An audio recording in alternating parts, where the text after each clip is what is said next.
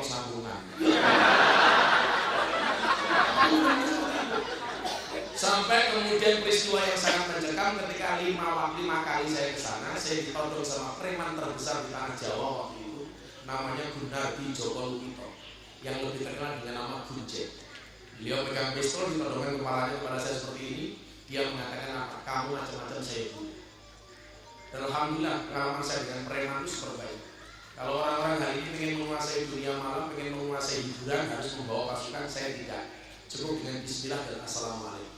Termasuk sekarang yang menjadi binaan rutin saya di Jakarta, klub malam terbesar se-Asia Tenggara, Colosseum.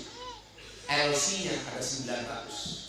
LC itu kalau di Pantapura, perempuan rela usah-usah. Mereka bekerjanya di puskesmas, pusat kesenangan mas-mas. Apa yang mereka lakukan? Mewarnai kehidupan rumah tangga orang banyak. Kadang-kadang karaoke, kapal dibuka oke.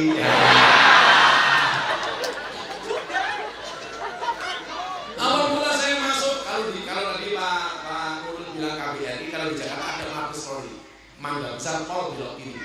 Di situ pusat segala kemaksiatan. Saya pernah di salah satu hotel di Jakarta itu saya mau masuk keroyok preman 20. Alhamdulillah saya nggak mundur. Kenapa? Belakang saya tembok.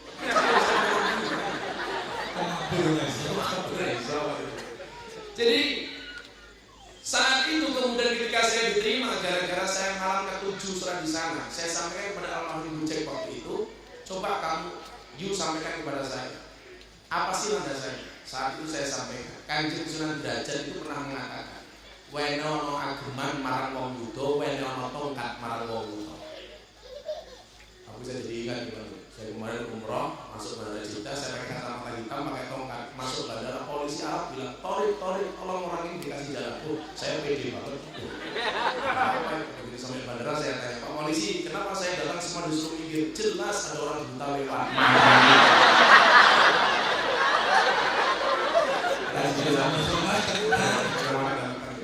Padahal saya ini pakai kacamata hitam gara-gara saya terbiasa ngaji di kafe.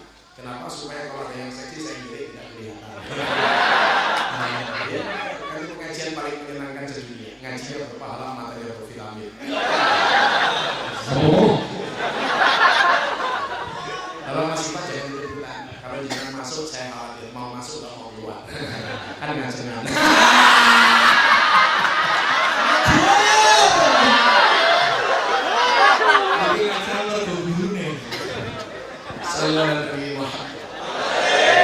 Begitu saya diterima sama mereka, gara-gara saya surat terakhir yang barangkali kawan-kawan pernah melihat ini di YouTube.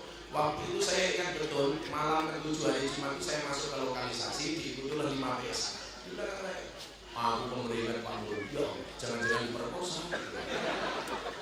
Nah nanti kita tanya jawab, kok bisa sih bismillah itu rahasianya apa? Nanti kita kasih tahu. Akhirnya saya sholat di situ. Begitu saya sholat tahajud, saya masih ingat betul yang saya baca adalah surat Al-Muzammil setelah suratul Fatihah dengan 5 PSK yang ada di belakang saya. Mereka sudah, begitulah penampilan. Akhirnya gara-gara ada yang 5 PSK ini, bacaan sholat tahajud yang biasa saya baca saya baca jahat. Saya baca supaya telinga mereka dengar. Saya pengen lihat respon mereka seperti apa. Dan Anda tahu, begitu saya membaca surat ini secara jari yang tadinya mereka omong-omongan diam, bahkan di tengah-tengah saya membaca ayat mereka menangis. Saya masih ingat betul waktu yang saya baca surat Al-Muzammil.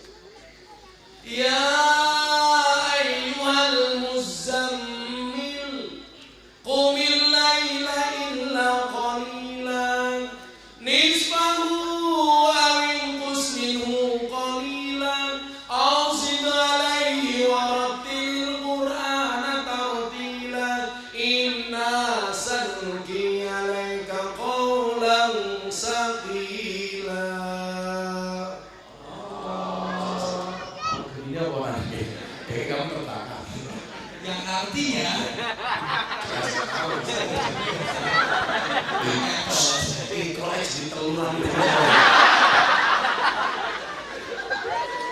dan bapak PSK di belakang saya ini semuanya nangis. Lima nangis. Mereka sesebukan nangis. Akhirnya rakaat kedua ini kan suratnya nggak terlalu panjang juga nggak pendek. pertengahan surat saya potong, pertengahan saya lanjutkan ke berikut. Begitu rokaat kedua saya teruskan bacaan ini, saya ikutan menangis. Kenapa? Bukan karena saya ingat dosa, aku gengsi, londe nangis mau aku. Bukan nangis karena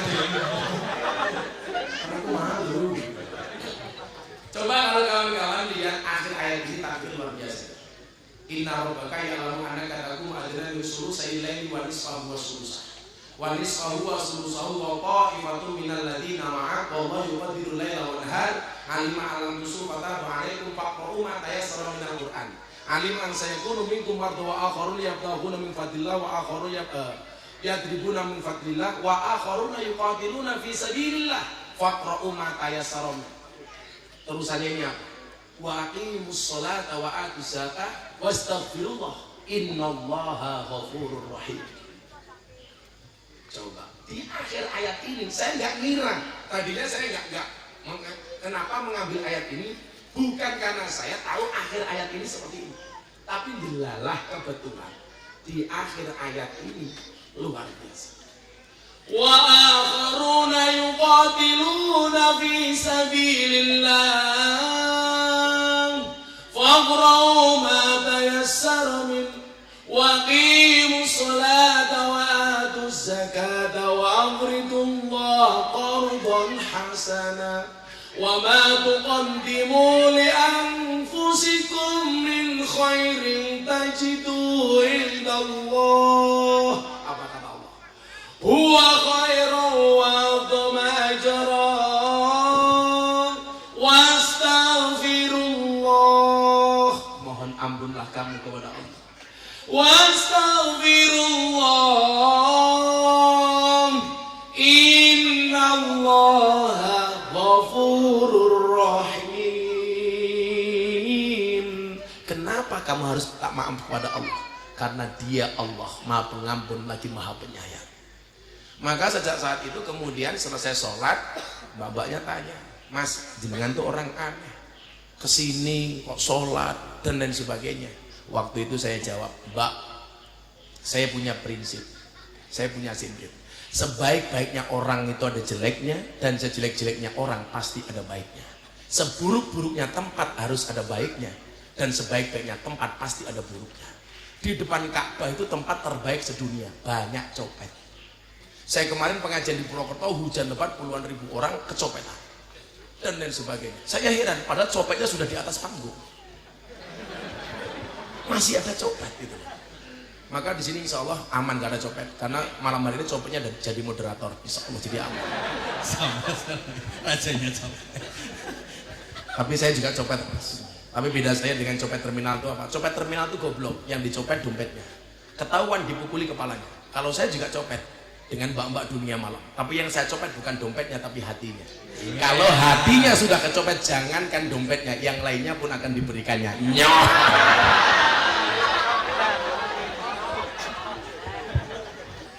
Jadi sejak saat itulah kemudian saya mulai pengajian diam-diam di lokalisasi. Sampai 5 tahun yang lalu saya diundang beberapa acara televisi, semuanya saya tolak. Saya tolak. Gak ada yang saya terima, termasuk acaranya Mas Deddy Corbuzier. Saya tolak semuanya. Sampai mbak-mbak PSK itu tanya sama saya begini, Bah, kenapa sih semua undangan televisi Anda tolak? Apa jawaban saya waktu itu? Allah menciptakan Miftah tidak untuk menjadi orang terkenal, tapi untuk mengenalkan Allah kepada mereka yang belum kenal. Waktu itu jawaban saya seperti itu. Saya nggak mau kemudian anak-anak dunia malam ini dianggap sebagai komoditas saya untuk menjadi orang terkenal. Kalau mau, sudah 5 tahun yang lalu semua acara TV undang saya, semuanya saya tolak. Bahkan ketika pengajian ini viral di Bosevi VIP Club Bali, sekian TV yang undang, rata-rata saya tolak, kecuali talkshow dan berbicara yang mutu. Karena saya pernah hadir dalam sebuah acara, ada kiai yang menghina saya seperti ini. Apa yang Anda lakukan di dunia maksiat itu memalukan. Solawat sama orang mabuk, sholat sama orang mabuk, itu memalukan. Saya ditanya sama presenternya, apa respon Gus Miftah? Mohon maaf Kiai, Kalau apa yang saya lakukan ini dianggap memalukan, lebih memalukan mana ketika kita melihat kemaksiatan diam tanpa memberikan solusi apapun kepada mereka. Saya dibully, katanya saya menista agama. Dibully karena katanya saya menjual agama. Padahal di semua kafe yang ada di Indonesia saya datang, beli tiket sendiri, cari hotel sendiri, makan sendiri. Kalau saya dilokalisasi, saya biasa bawa makan sendiri. Bahkan kemarin istri saya sakit, saya mau telepon Pak Nurul minta roket cikitnya, saya nggak tega. Istri saya pernah bilang begini, saya masih pulang dari Hong Kong, istri saya bilang, bah sudah nggak usah beli, saya saja yang masak. Padahal istri saya dalam keadaan sakit. Karena setiap kali saya pengajian ke Sarkem minimal membawa 300 bungkus nasi bok. 3 bulan sekali saya bawa mukena rukuh sajadah Quran, saya bagi ke mbak-mbak. Karena di Sarkem itu banyak keluar, banyak yang datang. Jadi keluar masuk. Yang saya sempat waktu itu kaget, malam Jumat Kliwon, saya pengajian di Sarkem sepi. Yang datang biasanya 200 PSK, hanya 50. Saya seneng kan, jangan-jangan mereka bertobat. Apa jawaban germonya? Tobat gimana Gus? Ini kan malam Jumat Kliwon, hijrah kemana? Parangkusumo, makanya. Surah Rasul. Kayaknya kamu tamu reguler ya. Jadi ini barangkali prolognya, saya pengen justru kalian tanya sama saya, bila perlu dibully mati-matian, sak modarmu nggak ada masalah. Oke. Karena saya meyakini begini, apa yang saya lakukan hari ini masih banyak dirasani sama orang di luar sana. Tapi saya punya prinsip, ketika kekuranganmu dibicarakan oleh orang lain, tersenyumlah. Kenapa? Kekuranganmu saja diperhatikan, apalagi kelebihanmu. Mantap. Itu aja barangkali untuk pembukaan. Nanti kita langsung kita tanya jawab. Tanya jawab ya. Iya. Atau mungkin ahli kubur mau tanya dulu. Oh, ahli kubur lagi WA istri. Oh, WA dulu istrinya. Laporan. Yang pertama. Silakan ahli maksiat yang mau tanya. Silakan. Tidak Yang usah mau bertanya. malu-malu. 1, 2. Pakai HP dinyalakan 3, lampunya. Kalau yang jauh biar kelihatan. Silakan. Kang Dur, silakan Ya, yang tanya siapa? Mestinya Kang Dur dulu. Gimana sih supaya nggak bujang terus gitu? Nah. Dan jomblo terus gitu. Dia jomblo tuh. Jomblo. Masya Allah. Siapa namanya? Tanya dulu. Gus Dur. Saya Gus Dur. Kalau kamu lahir dalam keadaan jomblo itu bukan sebuah kesalahan. Tapi kalau kamu mati dalam keadaan jomblo itu mengenaskan. Mati lah. Aku mulai kemis ngarep rapi teko. Pindah ngaji nih. Salah ya aku kalau kesini dikerja di Berakit-rakit ke hulu, berenang-renang ke tepian. Mantanmu sudah ke penghulu, kok kamu masih sendirian? Kenal lagi deh. Mutiar ini. Tunggalnya bagus. Santai dulu. Kalau kamu cinta kamu ditolak, kamu bilang cinta ditolak, Sarkem masih buka. Ono tisu lah. Oke. Kang Dur, langsung kita kasih Yang mau bertanya? 3 buat penanya. Sebentar mas, Satu. sebentar mas, sebentar. Ya. Saya juga heran. Bocahnya kita gaul funky, sandalnya pink. Ya. Lebih sak sempak-sempak ya Gus. Ini channel dalam saya Tweety ya. GGI. Iya. Lah mau diburke pantesan ini sudah udah. Iya. Oke, tadi yang mau bertanya silakan yang di belakang ujung. 1. Siap. Salah. 2. Oh, oke. Berdiri.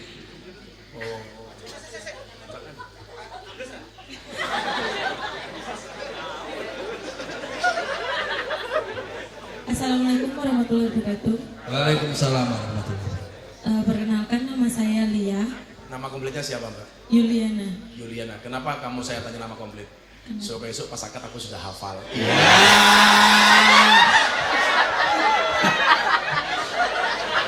Coba percaya.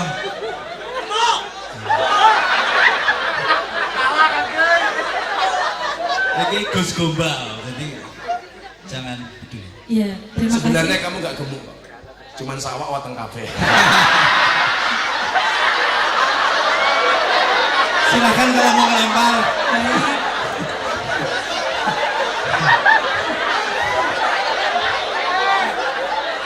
Apa Mbak Yul? Apa Mbak Iya. Yul? Terima kasih untuk kesempatannya. Pertanyaan saya, jadi beberapa hari yang lalu beberapa kali saya ditanya teman saya seperti ini.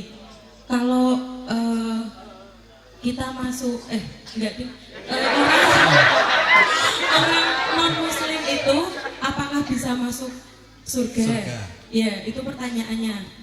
Karena dia muslim, tapi dia tuh merasa aku tuh muslim tapi nggak pernah sholat. Nah, dia tertarik dengan kegiatan Kristen non muslim. Iya, non muslim. Terus ada juga teman saya yang mau menikah dengan orang Kristen juga. Nah, itu juga nanya sama saya. Itu saya nggak bisa jelasin. Itu yang goblok temen kamu. Kenapa nanyanya ke kamu? Salah Iya, jurusan. Gus. Waktu itu juga tak jawabnya tanya ke kiai aja, aku nggak tahu gitu. Lah ini bukan kiai, kamu Saya juga bukan salah kiai. lagi. Saya kalau di Jawa Timur julukannya presiden para pendosa. Kamu salah lagi tanyanya. Kamu tuh nggak usah tanya, kamu diam saja salah.